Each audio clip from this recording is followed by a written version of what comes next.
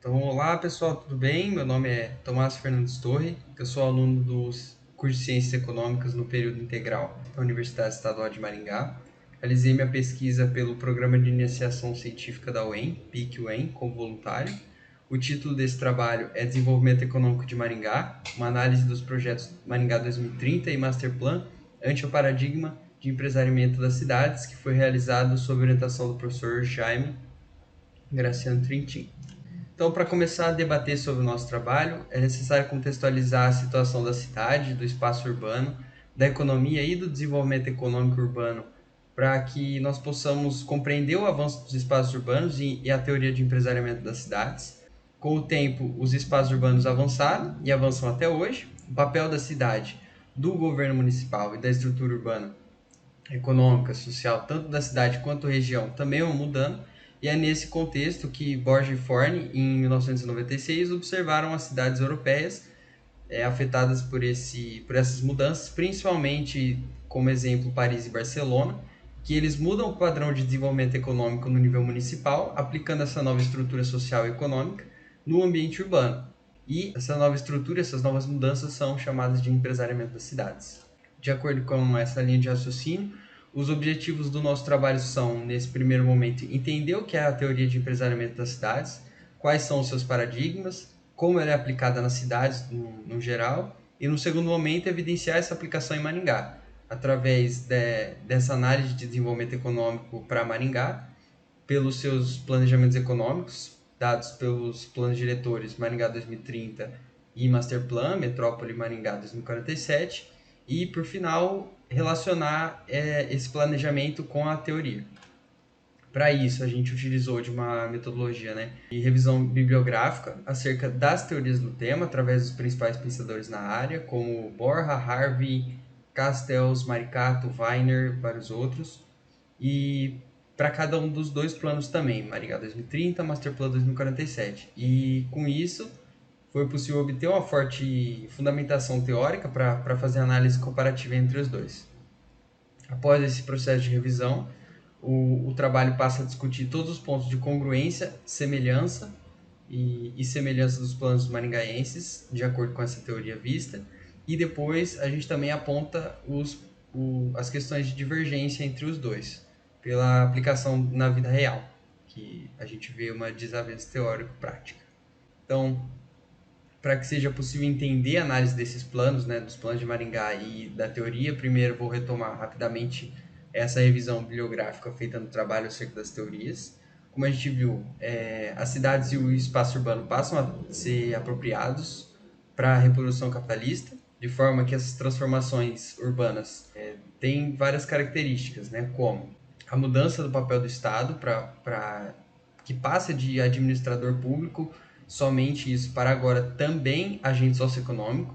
que aí ele passa a ser responsável pela competição de mercado da cidade e age como gerente, iniciativa público-privada, que é essa nova organização institucional do governo municipal, em que as decisões do governo municipal são feitas em conjunto às elites privadas de caráter produtivo na região, de modo que as decisões beneficiem as duas. A descentralização do governo local, que isso pela busca de uma maior participação social da população nas decisões políticas da cidade. O sentimentalismo civil-patriota, que é uma personificação da cidade, em que tem uma criação de um sentimento de amor, de um afeto, da criação desse sentimento de participação e importância para o rumo da cidade. O city marketing, que trata da venda da cidade, da propaganda da cidade, dos cuidados com a imagem, de modo a vender e impor uma imagem de cidade perfeita, maravilhosa, fantástica e que não possui os problemas sociais comumente vistos na maioria das cidades, como, por exemplo, infraestrutura e segregação espacial. Também tem a questão de infraestrutura urbana, que busca sempre manter obras bonitas, gigantescas, de design atual, moderno, obras faraônicas, que chamam a atenção no âmbito nacional e internacional, tão quanto por reformas às áreas desgastadas, como portos, zonas de prostituição, enfim, buscando aumentar o turismo e revitalizar essas áreas. E além de possuir também um forte gerenciamento e planejamento estratégico, a busca por um investimento externo alta e um alto potencial cultural, busca aumentar potencial cultural de si. Então, criando teatro, criando diversos ambientes culturais, praças, enfim. Então, quais são os problemas dessa teoria? Como os diversos autores falam, né, o grande problema dessa teoria é dado essa diferença entre a teoria e a aplicação, principalmente nos países subdesenvolvidos, como a injeção do modelo em apenas certa parte da cidade, o que ocorre principalmente nas áreas centrais, sendo que as regiões metropolitanas periféricas não são afetadas pelo desenvolvimento e pelo caráter produtivo central, criando uma segregação espacial que pode ser vista em diversos caráteres, como a infraestrutura, a segurança, a população em si, entre outros, né? A rejeição da cidade legal, que certas decisões do governo municipal desconsideram a população que vive nas margens, né, nas cidades ilegais, como favelas e cortiços, mas quando esse mesmo governo deseja realizar alguma ação nesse espaço, eles passam a considerar a cidade legal, meio que expulsam a população que vive ali para realizar o que eles querem na área. Ações de má-fé, que são dadas principalmente pelo uso de facilitações do governo municipal, pelos mecanismos legislativos, né? Então, dá uma facilitada para aquela empresa, para aquela área, e nesses sentidos, e criar propagandas falsas no sentido de divulgar informação que na realidade a cidade, aquele local não cumprem, que é o false matchmaking. E por final, a diferença de desenvolvimento econômico e qualidade de vida entre as regiões centrais e periféricas, que podem ser observados por indicadores sociais ou econômicos. Então, após realizar essa revisão da teoria e dos planos, é possível observar que tanto o Maringá 2030 quanto o Masterplan 2047 possuem os mesmos pontos de congruência, de acordo com a teoria, mas que o segundo plano possui alguns pontos extra que precisam ser citados em particular. Então, nesse primeiro momento, citando os principais pontos de convergência da teoria e que são buscados pelos planejamentos econômicos de Maringá, a gente tem todos os pontos vistos anteriormente, né? Então, o sentimento da cidade una, criação de sentimentalismo, a missão de atrair investimento, a arquitetura faraônica, muito vista no exemplo da catedral, grande símbolo da cidade, a mudança da organização público-privada e da gestão municipal, o city marketing, principalmente como uma cidade jardim e do espaço urbano agradável, e que pode ser visto nesses exemplos aqui, né? Que a gente tem essa emoção das pessoas para a cidade, então a gente consegue ver pelo discurso que se insere. Aqui são prints do próprio Facebook, né? Eu realizei a pesquisa em 2020, mas a gente vê essa animação da cidade, a personificação. Por um outro lado, a gente vê os resultados dessa aplicação do modelo em Maringá. Então, Maringá se torna a melhor cidade para se viver no Brasil quanto no Sul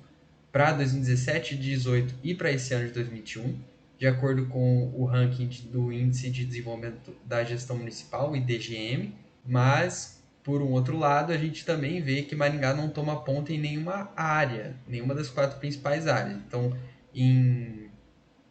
cada uma fica relativamente longe da primeira colocação, tendo que é a primeira a melhor para se viver. Então, apesar dos pontos citados, é importante ressaltar que o planejamento de 2047 percebeu algumas dessas desavenças que ocorrem quando aplicadas na cidade e que não estão inclusas no planejamento para 2030, e busca resolver esses problemas através de uma análise quantitativa, trazendo os valores, gráficos de evolução no tempo, indicadores, para exemplificar o estado atual de cada item abordado e a necessidade de impulso para cada um, considerando os bolsões de pobreza, as diferenças de renda, influência da região metropolitana periférica no desenvolvimento de Maringá e vice-versa, considerando também estrangulamentos de infraestrutura urbana e possíveis problemáticas no futuro. A gente consegue evidenciar que tanto o Plano Maringá 2030 quanto o Plano Masterplan 2000 estão de acordo com o dinamismo de empresariamento das cidades, que é um pensamento de negócios e da venda da cidade como mercadoria, né, personificada, mas agora aplicado em Maringá como força motriz do desenvolvimento econômico regional, mas que agora percebeu as problemáticas geradas pela má aplicação do modelo e começa a tentar resolver essas problemáticas para tirar o peso e influência das diferenças de desenvolvimento econômico entre centro e periferia, como forma de trazer Maringá e sua região metropolitana como competitivas no cenário nacional e internacional. Aqui a gente consegue ver as referências do nosso trabalho e eu agradeço à universidade pela oportunidade, ao professor pela orientação e a vocês ouvintes que assistiram a essa apresentação pelo tempo e a colaboração ao nosso desenvolvimento pessoal.